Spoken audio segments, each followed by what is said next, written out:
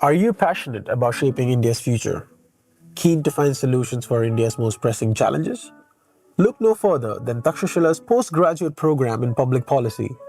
This 48-weekend program will equip you with the knowledge, skills, and network needed to pivot to a meaningful career in public policy. Apply in the link below by June 1st. The program begins June 20th. Hope to see you there. Welcome to All Things Policy, a daily podcast by the Takshashila Institution. We are a bunch of policy nerds based in Bengaluru, and we like bringing fresh perspectives to Indian affairs and Indian perspectives to global affairs. So grab a cup of coffee, sit back, and join us for today's chat. Wars are expensive, and there's a seductive idea going around that maybe they don't have to be anymore. That drones, loitering munitions, and precision missiles have changed the game so fundamentally that you don't need the big, costly, traditional military machine to project power or win conflicts. Ukraine, Azerbaijan, even Iran. People are pointing to these wars and saying, look, the future is cheap, autonomous, and expendable. Today, we are going to try and push back on this idea and see what really holds. Welcome to this episode of All Things Policy podcast. I am your host for today, Arindam Goswami. I have with me Yusuf Unjhawala, who has spent quite a bit of time tracking India's defense ecosystem and thinking seriously about where Indian military power is headed. And the argument that we are sort of going to discuss today is simply put this. There are no shortcuts to credible military power. Cheap systems can impose costs. They cannot, however, deliver outcomes always. And for a country with India's geography, its two-front threat environment, and its ambitions as a rising power, getting this wrong isn't just an academic mistake. It could be a huge strategic risk. We are going to get into what the wars in Ukraine, Iran, and our own Operation Sindoor actually tell us, and what people might be getting wrong when they read them. It's going to be a sharp conversation. I'm really excited about this. Hi, Yusuf. Welcome to this episode. Thanks, Arindam. How are you? I'm doing good. I'm doing good. So, yeah, Yusuf, let's start from first principles. What's the central argument that you think we should discuss in this episode, and why did you feel it needed to be said now? What's the conventional wisdom that we are trying to push back against? I mean, there is no conventional wisdom. Here, the pushback is against the conventional wisdom, which is the need for conventional platforms like warships, like manned aircraft, advanced aircraft. Just why not just shift over to drones, expendable munitions, loitering munitions, and missiles. And this is all coming from the wars that we have seen in recent times. The most recent is and the ongoing conflict in West Asia with Iran using Shahid drones and missiles, all kinds of missiles to with impunity. And we will push back against that as well. Although there have been consequences, and Iran is able to shape choices over there. But we will come back to it in due course. And also the war in Ukraine, where the Ukrainians and the Russians have used drones. Russians have used a version of Shahid drones, which Iran exported to them, and Ukrainians come up with all kinds of people FPVs as they call it, and use that to devastating effect. But do they change outcomes? Are they big weapons which can change the course of a war? I mean, it's a war of attrition, as we've seen for the last 4 years. And Ukraine has made great strides in drone warfare, and it's offering even anti-drone systems to countries in West Asia, the Gulf Arabs who have suffered Iranian drone attacks.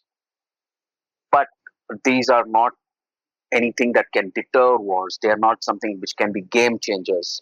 These are just weapons of attrition more than anything else. And for a country like India, if the argument is made that we might as well move to such systems, learning from these wars, then it's going to be detrimental to India's security interests, because India has multiple things to take care of. One, it's its own role in the world, in the region and the world going forward.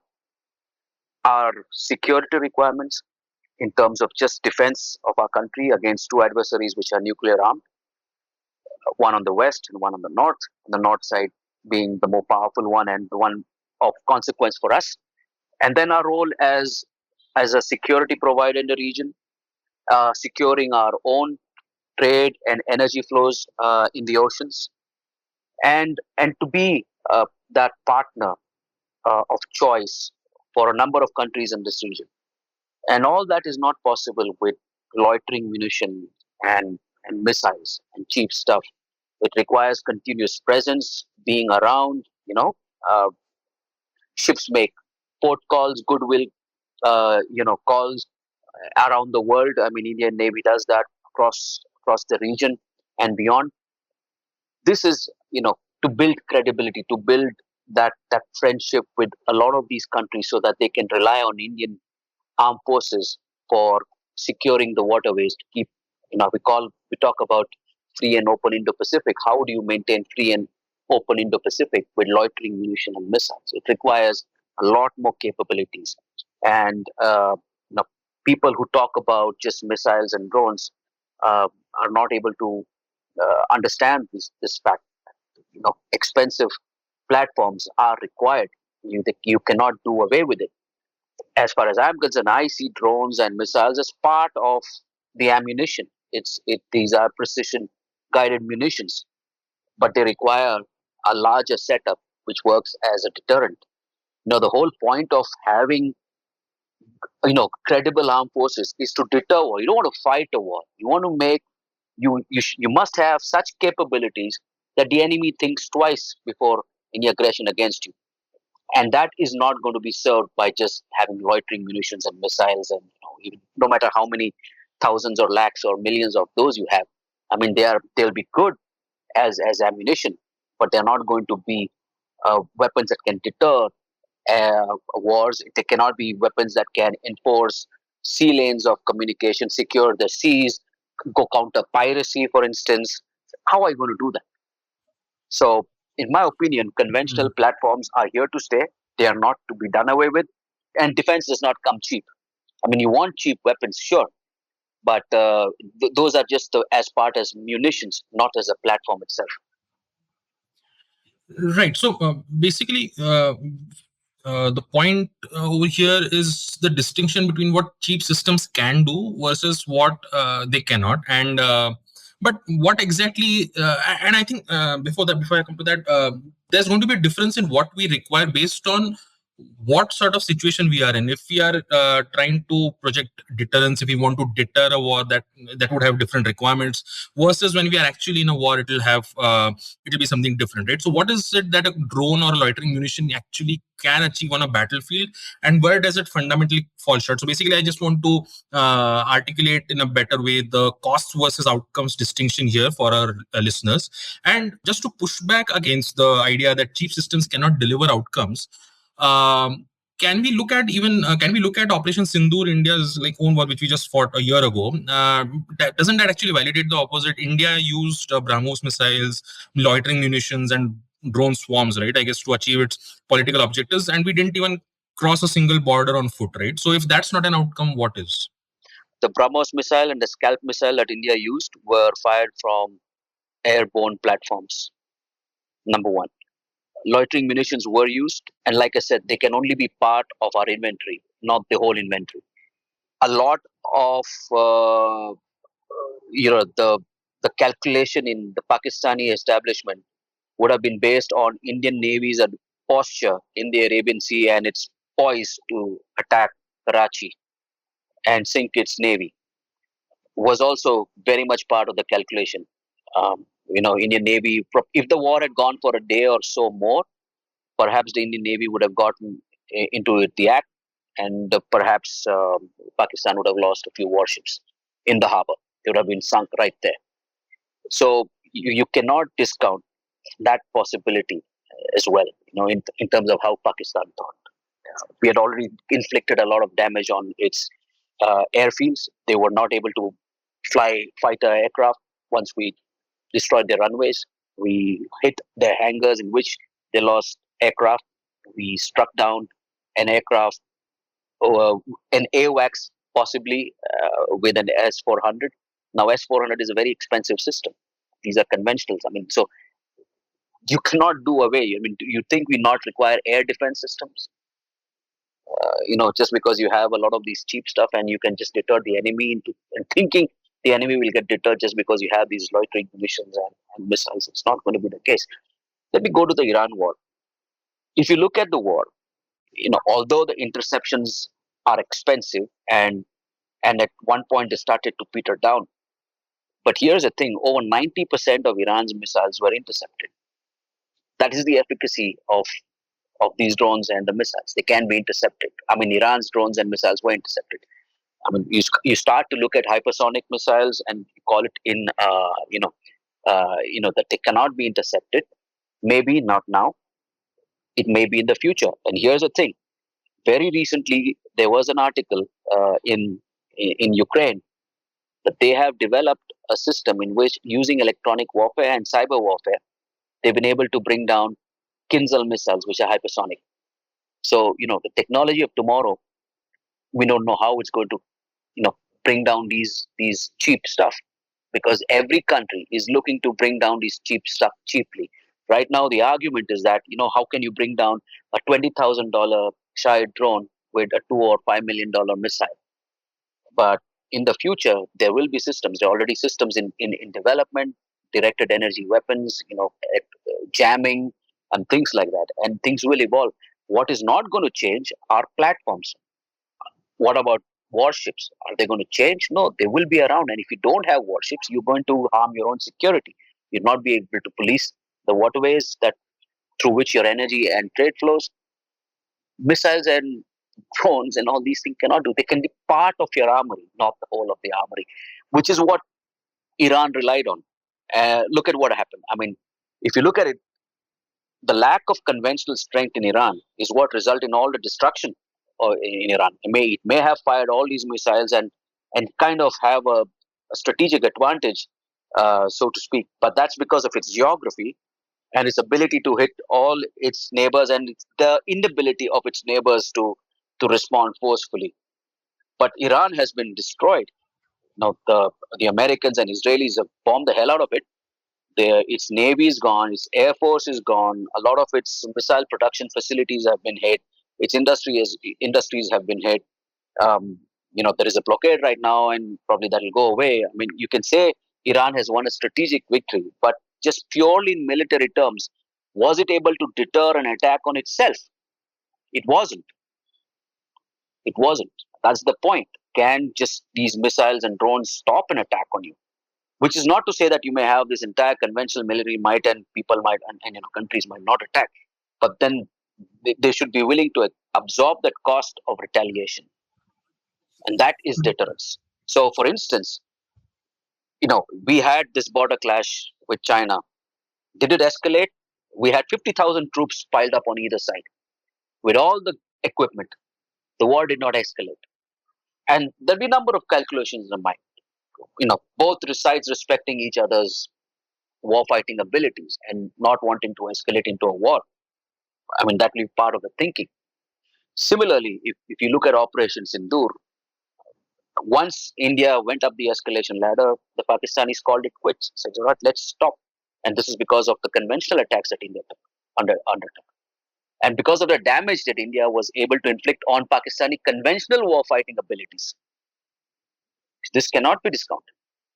So, this, like I said earlier, war-fighting ability is key to deterrence, and it just not comes with, it cannot come with some cheap system, because tomorrow there'll be counter systems to such cheap systems, and which is already under development. It's already happening.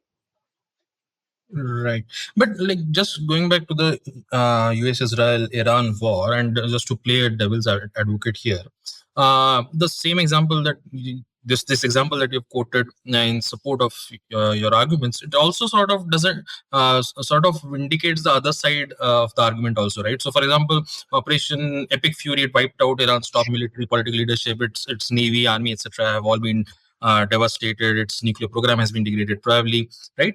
But Iran has still been able to use its asymmetric arsenal, and it has been able to raise the costs of the conflict, not just for the US and Israel, but also for the regional, for that region, and also globally, right? By blockading the Strait of Hormuz. So, does that not prove that for a country like India, which is probably never going to have, or maybe not in the near future, going to have US level conventional dominance over our neighbors, like maybe Pakistan, yes, but not maybe over China, then for such a country like India, in this situation, some degree of asymmetric depth is precisely the right insurance, right? And if conventional dominance can't guarantee outcomes, even for the world's most powerful military, that is the US, what makes us confident that it can for India? Look, it's about strategic objectives. The US went into this war without any strategic objectives. They went with some military objectives. If you uh, consider that, then they won it, right? I mean, Trump has repeatedly said we went there to destroy Iran's war fighting capabilities. If you just see it in that picture, well, they won, right? But that's not how wars are. Wars have a political objective. What are the political objectives? And here's the thing, right? The what constitutes as a victory is about the political aims of each warring party. For Iran, just regime survival was a victory. The regime is in place, despite all its leaders getting killed, the top leadership getting killed. They were able to find a successor. We don't know what's the status of the successor, but somehow it's holding. Iran is holding up so far. So regime survival itself is a victory. But what about the condition of its people, the economic condition? That does not matter to Iran. For a country like India, we place a premium on our economic well-being, the well-being of our people, right? So the way we fight a war, the way we will fight a war is going to be a lot different. We went to war with Pakistan when 26 of our people were killed. Iran, on the other hand, has no qualms killing 40,000 of its own people at point blank range. So you understand, no two wars are the same. The political objectives of two wars are not the same. And that decides how a war is fought and what defines a victory or a defeat. Look at Pakistan. In 1971, India split the country into two. Did Pakistan say they've lost? No, they still don't consider that having lost to India. They declare victory. Just Pakistan also the same. If it survives another day to fight India, it's a victory for them. So how do you win against them? How would you define a victory? Look at India-China context. If there was a conflict, if we're able to just hold a line, for us, it's a victory. But for China, it has to crush India to claim a victory. You understand the difference between the two. It's about how each side defines its political victory. So Iran is not the right context. I mean, look at Iran's geography. That also dictates. Look at India's geography. We're a vast country. We have long borders. We have long coastlines. We have to protect all of it. For Iran, it's a country. It's a large country, yes, but its geography, it is restricted. It has a choke point. India has large oceans, large seas before the first choke point comes. I mean, the Malacca Strait, I mean, is something that we talk about. It's in the news very recently because of other reasons, in terms of port coming up in Andaman.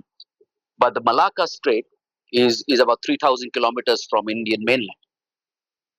But Iran is sitting right on a choke point. It's there, and it's able to use that to its advantage.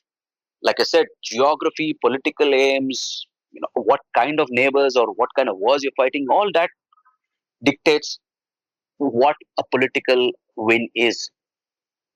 And for Iran, just managing to control. I mean, look, it's easier for Iran to blockade or block access through the Hormuz. It's just a 20-kilometer stretch. Even the thought of mines being there, even if Iran does not mine it, or if it hasn't mined it, just the idea, just that the misinformation or disinformation campaign that it can run, that it has mined the Hormuz, just the doubt is enough for shipping companies to be risk averse and say, we're not going to fly to this. It's like a self-inflicted decision. It's blockading yourself that you cannot go through this because you'll lose multi-million dollar ships. You'll lose millions of dollars worth of cargo. Each tanker carries about $200 million worth of crude. The ships themselves cost millions of dollars. So nobody's going to take that risk. So this is on the cheap, on the cheap.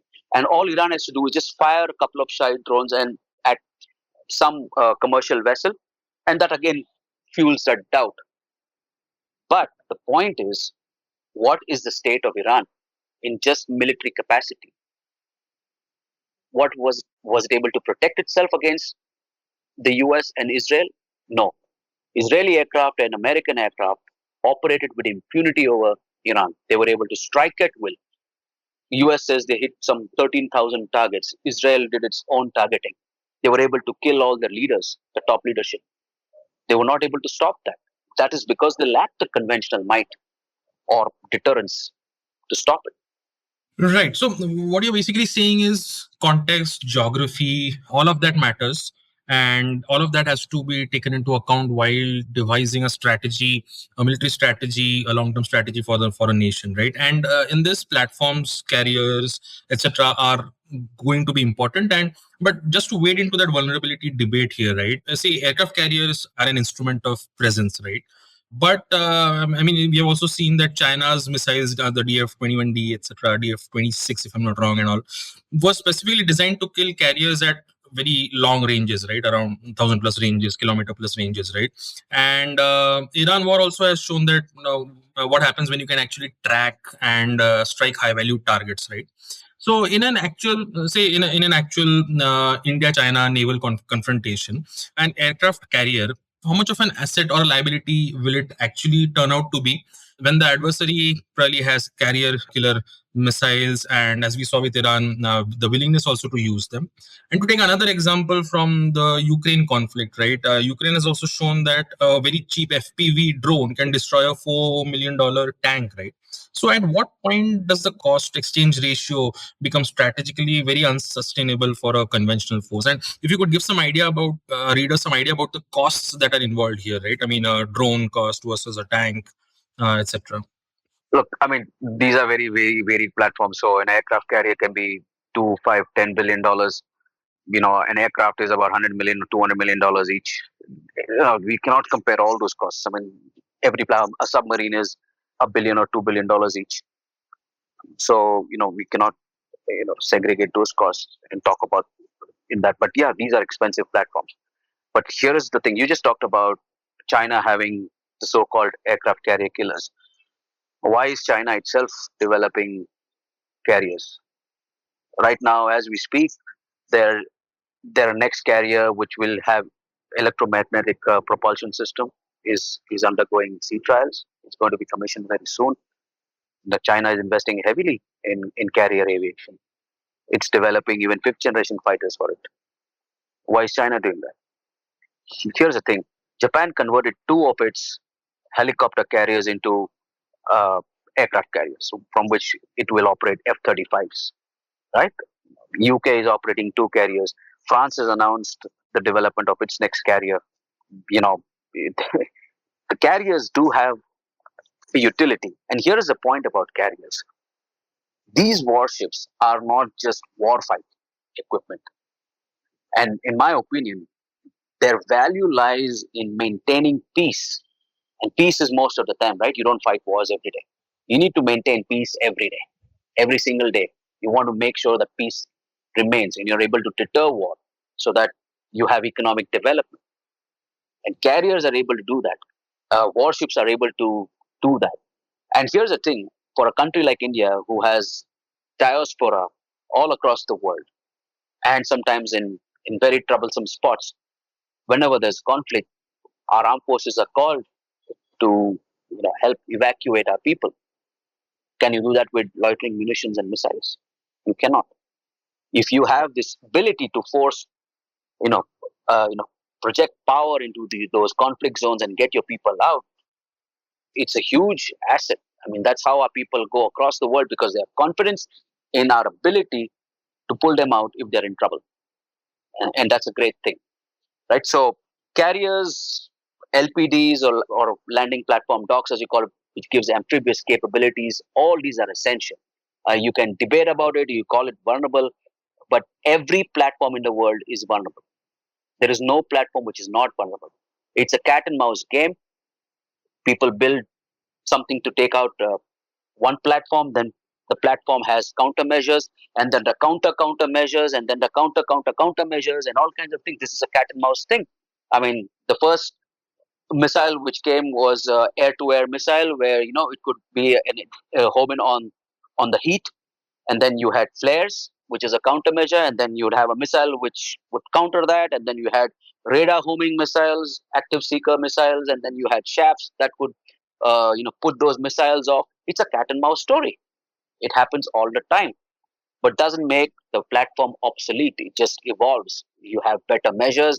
There are radar warning receivers. There are passive sensors now. All kinds of things. So technology evolves. That is the nature of the game. Otherwise, what do? Fight with bows and arrows? Right. I mean, I guess the more you have, nobody's going to argue against having more of whatever we want, right? But then there's the very real resource constraint, right? China's GDP is what, 5 times maybe India's, and its defense budget is 3 times larger, or maybe more than that. So at what point does this conventional balance argument become an argument for a spending spree or spending trajectory that India simply cannot sustain, right?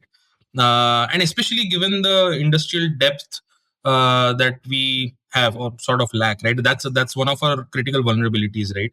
Now, even though we have hit a record number in defense production, probably our exports have also probably increased, and quite a majority of our new contracts in the last year probably went to domestic industry, right? So but even then, the Ministry of Defense, for example, returned nearly 12,500 crore in unspent capital, primarily due to delays in contracting, etc., etc. Right. So there are all these vulnerabilities as far as our industrial depth goes, and obviously there's the GDP numbers also, right? So, what do you do? How do you optimize here? There are two separate questions, right? One is what kind of money India can spend, and how do we take on China, which is ramping up its weapons capabilities. It's modernizing very rapidly. It's got the largest navy right now in terms of just numbers. And the second part is India's ability, the industrial capability. Two separate questions. Let me address both of them. The first one, you don't have to match China warship to warship, missile for missile, aircraft for aircraft. We need to, look, China has a lot of other things to do. For us, we have to just be able to counter China, and if we have that capability, obviously we'll be able to take on Pakistan very easily. For China, it has to take care of its entire eastern uh, coast. Its primary objective is Taiwan. Its main adversary in that is the US, and obviously Japan, which is now modernizing. It has opened up itself. It's changed its defense export laws, and now it's going to export to all the countries in the region. So these are the things which are happening. China has a lot on its plate because it has adversarial ties with all its neighbors because of its expansionist policies. But for India, we like I said, we need to just hold the line. For us, victory is just holding China. For China, it has to crush us to claim victory. Can it do that? No. We need just enough to deter China. And for that, you don't need to do match like for like. If China makes 10 aircraft carriers, we don't need to make 10 aircraft carriers. We may be okay with 3 or 4. We don't have to match the number of submarines they have. They may have 60 submarines. Do we need such submarines? No. Maybe we'll be okay with 30. That was our plan, have 30 submarines. So you don't have to match like for like. One. Do we have the budget? Of course we do. Our problem, as you just mentioned, 12,500 crores returned. It's because we're not able to take decisions on time. We're not able to, our procurement policy is really horrible. And our decision making is even more worse, right? But as far as money is concerned, it is available. Look, post Operation Sindoor, we increased capex, right? They gave a big jump. They have increased the powers of the commanders to spend money. Where did the money come from? If you want the money, it will come. It's about how we spend it, how fast we can take decision to spend it. Here is the calculation. If India grows at about 6.5%, it's a very bad growth rate as far as I'm concerned. But if India goes at 6.5% for the next 20 years and spends 2% of GDP on defense, and of that defense expenditure, it spends 30% on capex. Over 20 years, India will have 1 trillion US dollars at its disposal. 1 trillion US dollars over 20 years. And now here's the thing. A lot of these capabilities that are acquired happen over a period of time. They don't happen overnight. Naval platforms take multiple years. If you want to build an aircraft carrier, it takes 10 years, 12 years, right? And now look at this. India is about $4.15 trillion today. In 10 years, India would be, say, $10 trillion. You'd, so the amount of money that will be available to you will keep increasing in terms of the absolute numbers. So you'll be able to fund those projects if you take the decision today. But if you don't take those decisions today, 10 years from now, 15 years from now, 20 years from now, the lack of that capability for our future governments is going to be very detrimental. Right? Their hands will be tied. So the money is there, it will be made available. We have to take decisions today at what kind of force capabilities you want. Why would you want this?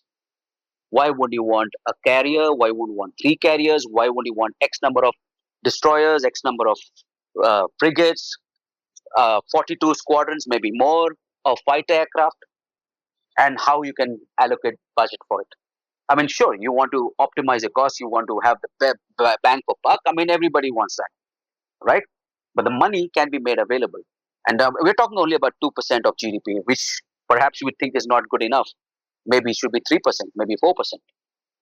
But even at 2%, over the next 20 years, if we grow at 6.5% every year and spend only 2% of our GDP on defense and 30% of that going on capex, we have $1 trillion. That's a fair amount of money. And if we start to plan today, and increasingly we make things at home, like we do for our warships, the steel is homemade, a lot of equipment is homegrown, so the money stays in India. There are a lot of things that we do import, and it's sad that we do, but the more time goes and more capabilities are developed, industrial capabilities developed at home, that money will stay in India, add to India's economy. So the money will be made available. So which takes us to the second point, which is industrial capability. We just spoke about it. We need to develop that industrial capability. We have to keep in mind that our premise of wars over the decades have been intense short wars. That may not happen in the future. We may be forced into long wars. And in long wars, what matters is industrial capability, the depth that you can have to produce ammunition, to produce platforms, and to keep fighting. If you see, the war in Ukraine is about industrial capability. The industrial capability of Ukraine, the industrial capability of NATO countries, which is able to supply to Ukraine. And even there, they were found wanting, but they have sustained that war. The Russians haven't been able to progress. And Russia has been spending huge amounts on its industries to just churn out weapons and still not made that headway. I mean, the territory of Ukraine it occupies was frozen long back. I mean, it took Crimea in 2014. It had already occupied some parts of the Ukrainian east years ago, and then obviously in the first few weeks of the war, but it has not been able to do much. The front lines are kind of frozen. It's a war of attrition. They're losing, 30, 40,000 people a month. What harm has it done to it, right? So that is because the Russians did not have the conventional strength. They could not establish air superiority over Ukraine. It was not able to prosecute a war. Its logistics were a problem. It may have a large arsenal of weapons, but they were all old, outdated. They even got out T-55 tanks. So this is why conventional strength is extremely important. This is why industrial capacity is very important, because you're going to fight long wars. Here's one more thing. We must be able to support our friends as well. If they were to fight a war, we should be in a position to supply to them as well. And this is going to happen. I mean, increasingly this world is fraught. Countries are fighting each other. Wars can break out anytime. We've seen a number of them. Armenia, Azerbaijan is one. Ethiopia was fighting. West Asia, obviously. Ukraine war is going on. You don't know when the next war could start anywhere else. And what if it's our friend? What if something happens in Southeast Asia, for example? We have supplied Philippines with BrahMos missiles. Tomorrow, if there is some contingency over there and the Philippines says, we want 1,000 missiles, what do? We should be able to supply that. That kind of capacity should be there that we can ramp up production. And perhaps the more we export, the more we'll be able to expand the capacity, and perhaps exports will play a key role in expanding our production capacity. Right, right. I just want to double click on this big picture thing that you just alluded to, right? In terms of the military doctrine, right? So each of the recent conflicts suggests that the nature of war is shifting fast, right? And it's shifting faster than what India's military doctrine can probably keep up with. So first question that I have is India's military thinking, and it could be doctrine, strategy, acquisition processes, joint command structures, theatrization, etc., is all of that military thinking keeping pace at which nature of the war is shifting? And so in that sense, is the real shortcut problem not about the cheap systems debate, but the fact that India's strategic culture is probably moving too slowly for the world that we are inhabiting right now? And the other one is the one is related to the 2 3 points that you made at towards the end right now, where you alluded to the fact that India also should be able to assist its friends, not just in its immediate neighborhood, but maybe a little beyond that too. And India has not generally done that, right? If I'm not wrong. So, are you envisaging a future in which India takes on these larger, extra regional sort of roles, separate from just defensive military requirements that we have currently? Yeah, I mean the second question first. Yes, of course. The reason is that we now have a lot of capabilities which have matured over a period of time. Air defense system like the Akash air defense system, we have exported that to Armenia. We are pitching it to some of the other countries as well. BrahMos obviously is one we have already exported to Philippines, Indonesia, maybe Vietnam is going to be next. So that is one, although that is Indo-Russian venture, but it's still made over here. Apart from that, infantry fighting vehicles, we have tanks, we have aircraft that we can export. We have a whole range of other missiles, air-to-air, surface-to-air missiles, which we can export. Artillery, we have exported that to Armenia. We can export artillery shells to a number of countries. So yes, we have a lot of capability now, which has matured over a period of time, and these are exportable items. We need to find the buyers, and those buyers are going to be some of these countries which are our friend. They would want low cost system, which India will be able to deliver. Indian weapons are substantially cheaper than some of the Western weapon system, and will not come with the strings that the Western countries would attach. Just before you go to the next point, with respect to this, right? So there's a difference between exporting defense equipment and taking on a higher role in terms of maybe having your aircraft carriers stationed far away from your shores, or maybe having military bases, naval bases, etc. on a extra regional perimeter, right? So I just wanted to talk about that aspect of expanding our military doctrine. Well, that will be driven by our interests. Today, maybe not so. Maybe in the future we might, but we should have the capabilities to do that. If you want to station a carrier somewhere far away, you should have those carriers, right? And carriers don't come overnight. They take 10 years, 12 years to come around. And here's the important part, the human resources are required. So if you don't have the human resources to man those carriers, then how are you going to operate them? So that's the reason why those capabilities keep coming, right? That's the reason why India has one carrier, you rotate two carriers rather, and you'll rotate people around over there, and you'll train and keep that manpower, right, which can operate, which can expand when you add more capabilities, more of the carriers or more of the warships. So that's a different thing. I mean, but it's about options, right? If you look at the war in West Asia and the commentary in the US, it's all about giving the president the options and how he would like to go about the war, right? And those options are something that we should have when our future governments want to take some decision in national interest. It can be to protect a friend, or it can just be a protect our energy supplies. But if we don't invest today, we're going to struggle 15, 20 years from now. Right, right. Yeah. So now the first part of my question about the military doctrine not keeping pace, what do you have to say about that? So, I mean, if you look at Operation Sindoor last year, it was a success in terms of how we were able to prosecute war. It was a first contactless war that we have fought, right? Everything was at standoff distances, no ground troops, the clashes that we saw in Kargil, no that kind of war, right? It was a non-contact war at standoff ranges. We were able to inflict a lot of damage. So we did fight a 21st century war. And we will learn from it, we'll evolve. Our problem has been acquiring weapons on time. That has been a problem. And forever we've been saying that, the armed forces have been saying we'll fight with whatever we have. That is suboptimal. I mean, you'll fight with whatever you have, but it's suboptimal. It constrains our choices. It constrains the way we fight. It constrains, our deterrence posture.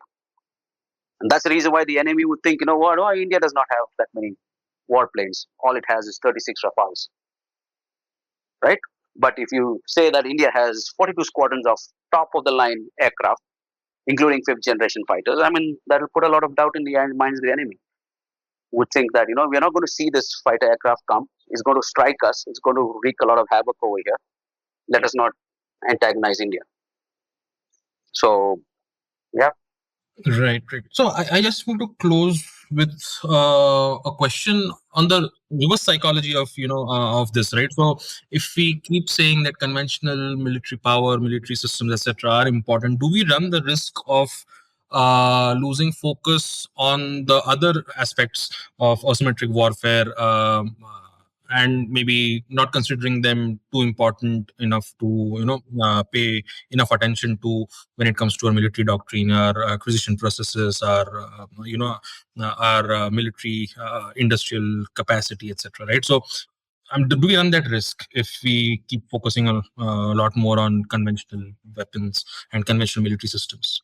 Look, asymmetric warfare is a tactical decision, right? How you fight a war. You fight a guerrilla war.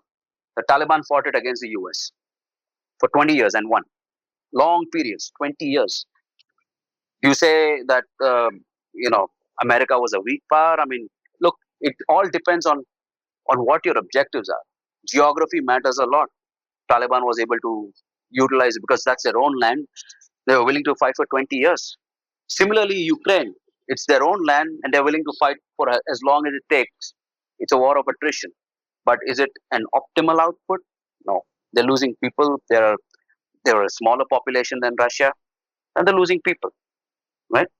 So, this war of attrition is not good, and you need that conventional strength. So this asymmetric thing happens only when you're a very weak power, or you don't have the financial wherewithal to buy expensive platforms.